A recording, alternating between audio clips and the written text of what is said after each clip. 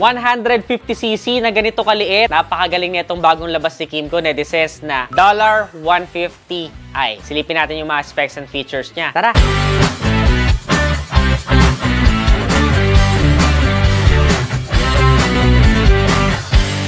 So, nito nga nakaraan netizens sa Makina Moto Expo 2025 ay naglabas si Kymco ng maliit na 150cc. Kaya talaga namang nagkagulo yung market dahil hindi lang siya basta maliit or mababa yung seat height. Ay isa pa sa mga selling point niya ay kakaiba ito compare sa mga 150cc na nakikita natin ngayon sa merkado. Talaga isa na naman si Kymco sa nagpaumpisa ng mga kakaibang motorsiklo. Ito nga si Kymco $150i. May tatlong kulay na available netizens. Meron silang Stucco Lake Green, meron ding pearly white, at saka flat black. Ang napansin ko sa kanya netizens, oval, para kagaya dun sa Fatsuit, yung kanyang mga headlight. Meron siyang oblong na mga daytime running light going on. Pagdating naman sa handlebar ay naked po ito. Tapos ang side mirror ay round shape side mirror. So halo-halo talaga. Rugged, classic. Ang galing no? Kakaiba tong scooter na to. At isa pa sa nagpakakaiba sa kanya netizens ay adjustable po yung kanyang seat. So meron siyang napakagandang seat cover na saktong-sakto na para sa driver. At yung seat niya ay naiaangat para kung sakali maglalagay ka ng luggage sa likod ay pwedeng-pwede. Kung wala ka pang top box, pwede mo siyang iusod or pwede mo siyang i-extend para kabitan ng 40 kilograms max load of products or kung ano man yung gusto mong bitbitin dyan. Ngayon, pwede ka rin magpalagay ng top box para mas full package na yung datingan niya. Parang pang camping, glamping, tong motorsiklo na to, no? Tapos, yung upuan ng pinaka-driver ay nabubuksan pa at kasya daw ang 3/4 na helmet. O, diba? Gano'n ka panalo yun? Meron ding mga hooks yan kung sakali man na hindi magkasya ng helmet mo, pwede mo i-hook kung sakali man na ipupuntahan ka at ayaw mo manakaw basta-basta yung helmet mo. Isa rin sa napansin ko sa kanya ay may pagka parang tanso yung kulay ng kanyang fender. Na kung yung lake green na kulay ng body, napakakaiba na, biglang meron pang dual color na going on doon sa kanyang pinaka-fender. Ganon din doon sa may pinaka-loob ng upuan niya. Meron na din pala tong USB charging port netizens, kaya kahit meron kang dalang smartphone or gadget while traveling, kaya mo i-charge sa motorsiklo na ito. Napakalawak din pala nung kanyang pinaka-legroom netizens, kaya makakapaglagay ka talaga ng mga gamit kung sakali man na hindi pa sapat sa'yo yung mga nangyayari going on sa likod niya. Very unique din yung style nung kanyang pinaka-taillight netizens and yung mga turn signals niya. Pagdating naman sa engine netizens ay meron tayong single overhead cam, 4-stroke, single cylinder, na fuel injected na syempre at 150.1cc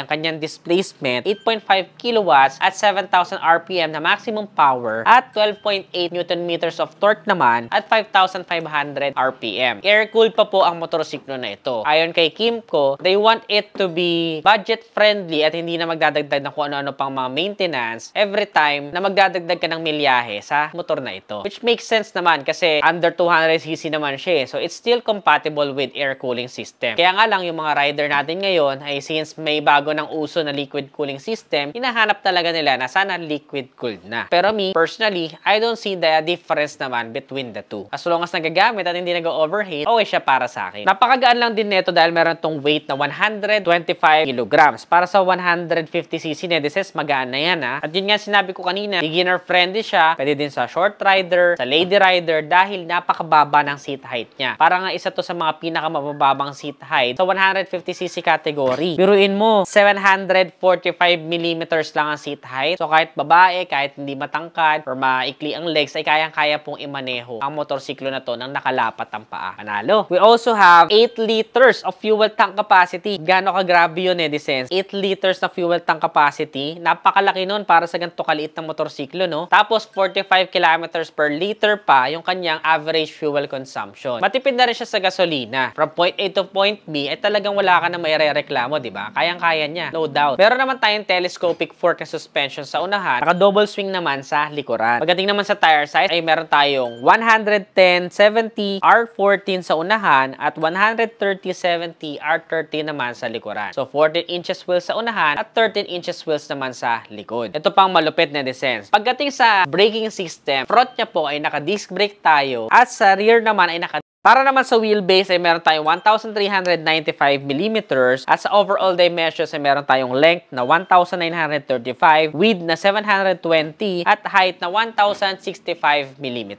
Nung inupuan ko nga siya, netizens, ay napaka-comfortable nito dahil naka-upright sitting position ako. Tapos, ang lawak pa ng legroom. So, I think hindi lang naman siya for short riders, pati yung mga matatangkad na riders ay talagang mag-i-enjoy din sa motorsiklo na ito. Syempre, if you're planning to have your first motorcycle, napakagandang option nito dahil 150cc na siya. Hindi mo agad ma-outgrown yung power nito sa katagalan ng paggamit mo. Usually kasi yung iba nagsisimula sa 110cc or 115cc, nakalaunan ay nabibitin na. Ganun din sa 125cc, okay na rin naman siya, pero minsan yung mga pagkakataon na parang bitin na rin siya sa atin dahil medyo nagiging praktisado at sanay na tayo magmotor. Pero yung 150cc, it's something na masasabi nating todo na pagdating sa pang-araw-araw na motorsiklo kung gagamitin mo siya, di ba? Pwede ka pa naman mag 300cc pero hindi na ganun ka-practical sa gasolina. Yung 150cc talaga yung parang pwede mong isagad na displacement ng motorsiklo mo na hindi ka mamumulubi sa gas at the same time hindi ka mabibitin sa power. At buti na lang binigyan another option ni Kymco na ganitong klaseng motor. Nakakatuwa din sa fully digital meter panel niya, netizens, ay kapag binuksan mo ay naghe-hello pa talaga. Oh, sold ka na ba? Itong Kymco $150i ngayon, netizens, ay nagkakahalaga ng 127,800 pesos. Para sa inyo,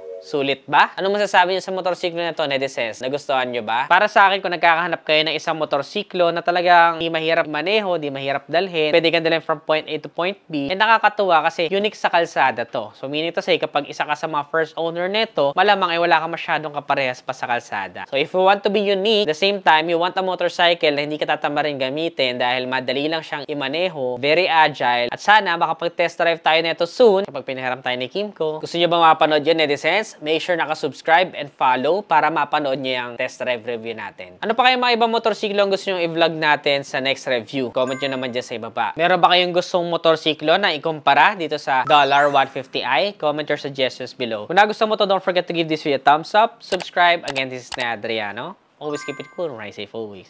May bagong motor ngayon yung Kymco, netizens. $150i. Pero yung ganito kaliit, ito na yata yung pinaka-short na seat height na nakita ko sa 150cc category. Napakaganda nung kanyang LED na headlight. Oval shape dito sa unahan. Tapos magkaiba yung kulay ng fender niya sa kulay ng pinaka-body. Tingnan nyo yung upuan niya, netizens. So, naitataas na ganyan para pwede kang maglagay ng top box dito. Kasi nauusod to kung wala ka pang top box. At 40 kilograms yung load capacity nito. Fully digital na meter panel tayo dito. At nag-hello pa yan kapag sa unang bukas. Meron din tayong bulsa dito sa unahan. Hindi pa siya keyless, pero nandito na rin yung fuel tank niya. Ganon din yung kanyang pinaka-pillion ride step. Pag pinindot mo dito, bubukas. May passing light din nakasama, built-in hazard button, tsaka engine kill dito. Round shape na mga side mirrors, modified na to. Ito yung potential niya. Meron siyang lightweight frame, fast charging na USB Type-C. Nakakasya pa pala helmet dito. Single overhead cam, 4-stroke, 2 valves na naka-single cylinder. Air-cooled pa siya para mas mabilis i-maintain. Fuel injected na with a maximum power of 8.5 kilowatts and a max torque of 12.8 Newton meters, 125 kg, seat height na 745mm, fuel tank capacity na napakalaki para sa size niya, 8 liters and 45 kilometers per liter naman na average fuel consumption ayon sa WMTC. Telescopic forks sa unahan, double swing sa likod, 12 inches wheels sa front at 10 inches wheels naman sa likod. Disc brake sa unahan at drum brake sa likod. Sa presyo niya 127,800 pesos para sa inyo. Sulit ba itong $150i ni Kymco? Comment nyo naman sa ibaba. Follow this page for more. Again, this is Adriano. Always keep it cool, ride safe always.